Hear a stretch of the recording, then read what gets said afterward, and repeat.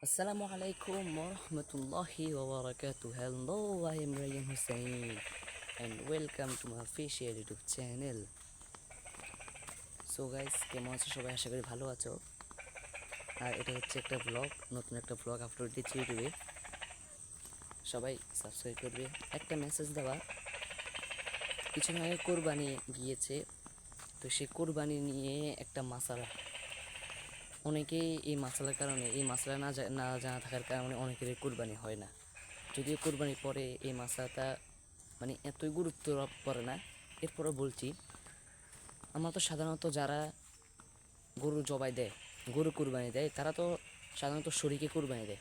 যদি শরীকে কুরবানি, অনেকে আছে শরীক ছাড়া কুরবানি দেয়, শরীকে যারা কুরবানি দেয় তাদের ক্ষেত্রে অনেক গুরুত্বপূর্ণ একটা মশলা হলো যে তাদের মধ্যে কারো কি নিয়ত ঠিক নাই কি না। সবার কিন্তু নিয়ত ঠিক রাখতে হবে।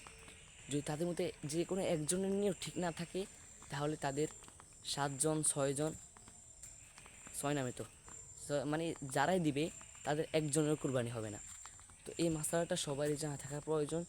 যদি ভুলবশত কারো কোনো একজনের নিয়ত ঠিক না থাকে, তাহলে ওই যে বাকি যারা আছে তাদের একজনেরও নিয়ত কোরবানিটা হবে না। তো এই ক্ষেত্রে কোরবানি যারা দেয় তাদের নিয়ত ঠিক রাখাটা খুবই গুরুত্বপূর্ণ। এছাড়াও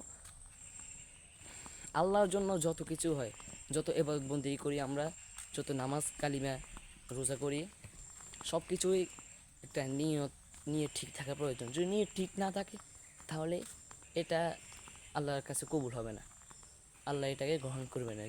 যদি লোক দেখানো হয় বা নিজের সময় টাইম পাস করা, কাউকে দেখানো, কারো আদেশে করা হয়, তাহলে আল্লাহ তাআলা এটা কবুল করবেন না।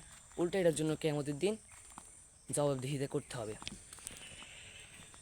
সো তো এরকমই অনেক মাসালা আছে ইসলামে যেগুলো আমরা জানি না। তো আমাদেরকে কিন্তু এই মাসালাগুলো জানা খুব প্রয়োজন, এই মাসালাগুলো জানতে খুব প্রয়োজন। আর তাছাড়া একটা কিতাব আছে আহকামি জিন্দেগি, লেখকের নাম ভুলে গেছি। ওই কিতাবের মধ্যে আমাদের দৈনন্দিন জীবনে যতগুলো মাসালার প্রয়োজন সব মাসালা উল্লেখ করা হয়েছে। কেউ ইচ্ছা করলে ওই কিতাবটা পড়তে পারে, ঠিক আছে। আমরা মাসালাগুলো জানতে হবে, মাসালা পড়াটা খুব প্রয়োজন। একজন খাঁটি মুসলমানের জন্য কিন্তু মাসালাটা খুব প্রয়োজন তার দৈনন্দিন জীবনে। যদি তার মাসালা ঠিক না থাকে, মাসালা জানা না থাকে, তাহলে সে কীভাবে আল্লাহর ইবাদত করবে, আল্লাহর ইবাদতবন্দি করবে, তা অবশ্যই তো তার প্রয়োজন। তো এক্ষেত্রে আমরা সবাই এটার দিকে দৃষ্টিপাত করব, আমরা সবাই এটা দিকে খেয়াল রাখবো যে আমাদের সকল জিনিস যাতে নিয়ত ঠিক থাকে, কোন জিনিস নিয়ত ছাড়া হচ্ছে। এই কারণে বুখারী শরীফের প্রথম হাদিস হচ্ছে ইন্নামাল আমালু বিন্নিয়াত, সমস্ত কাজই কিন্তু নিয়তের উপর নির্ভরশীল। আল্লাহ তাআলা নিয়ত ছাড়া কোনো কাজই আল্লাহ তাআলা পছন্দ করেন না। আল্লাহ তাআলা কোনো কাজই কবুল করেন না যদি নিয়তটা সঠিক না হয়। রাসূল সাল্লাল্লাহু আলাইহি ওয়াসাল্লাম বলেছেন ইন্নামাল আমালু বিন্নিয়াত, সমস্ত কাজ নিয়তের উপর নির্ভরশীল। অর্থাৎ নিয়ত যদি ঠিক থাকে, তাহলে তোমার কাজটাও ওই যে নিয়ত করেছো সেই জন্য হবে। যদি নিয়ত ঠিক না থাকে, তাহলে যে জিনিস নিয়ত করছো সেই জিনিসটা হবে, অর্থাৎ খারাপই হবে তোমার কাজটা। তো এই কারণে সবাই মাসালাগুলো জানবো, নিয়ত ঠিক রাখবো এবং আল্লাহর ইবাদতবন্দি করবো।